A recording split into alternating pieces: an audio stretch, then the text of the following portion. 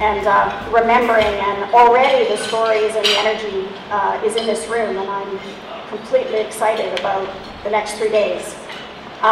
Just a few things I would like to say. First, I would like to acknowledge formally the co-hosts for this event. So the Ahousaht First Nation, the elders, the hereditary chiefs, the elected chief and councillors, and the members, thank you very much for co-hosting with us this event over the next 3 days.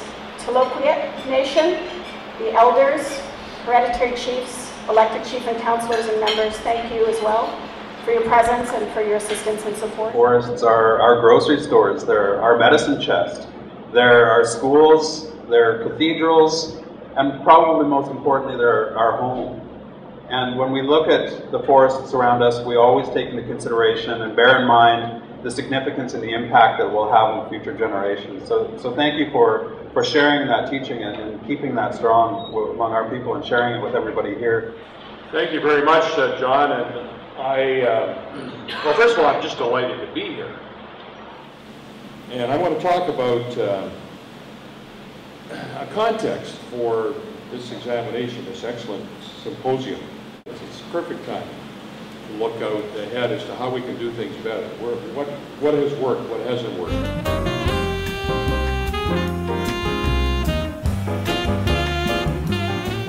Now I would like to call up members of the scientific panel to bring these people up so that you could see a remnant of the scientific panel. And I wanted these people up here to hear the message.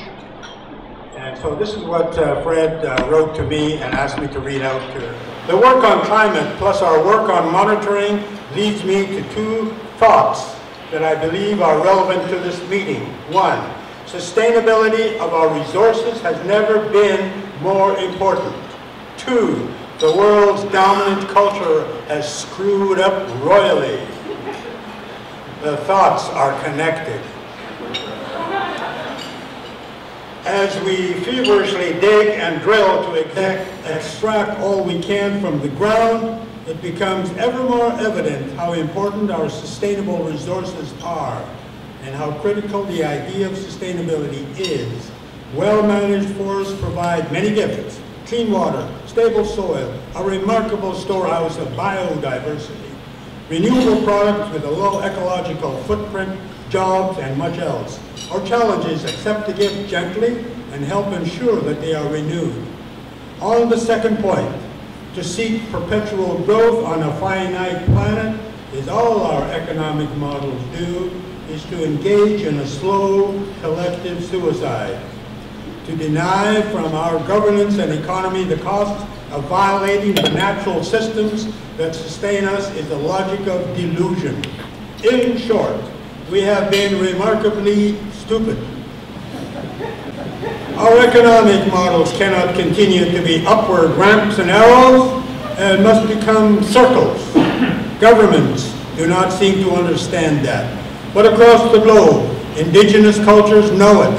I recall very fondly the teaching I received from Richard, Stanley, Roy, and Larry, members of Nch'anwut. The forces opposed to acting respectfully towards nature's gifts are massive. Too massive to apply over large areas, but they can be applied to an area like Clayoquot.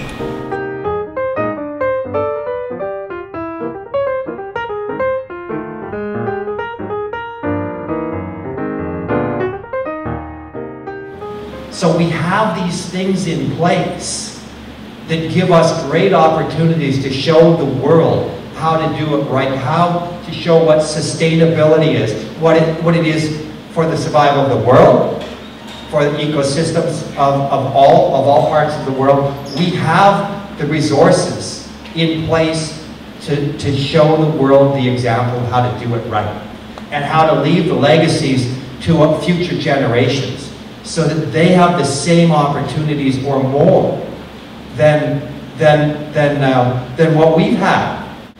If we leave them less, well, that's wrong. We have let our future generations down.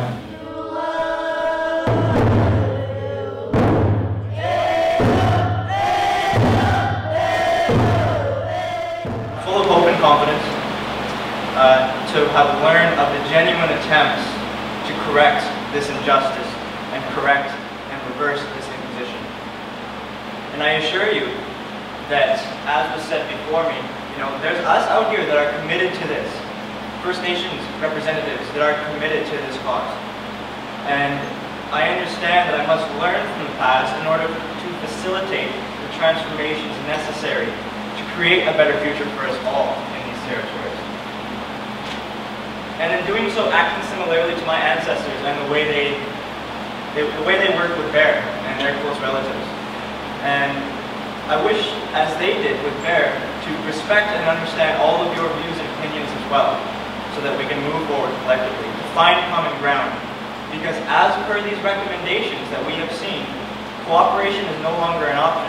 Cooperation is completely essential. And it's a requirement for the survival of us all, for the survival of our relatives, for the survival of everyone in this room, for the survival of the resources within these territories. Your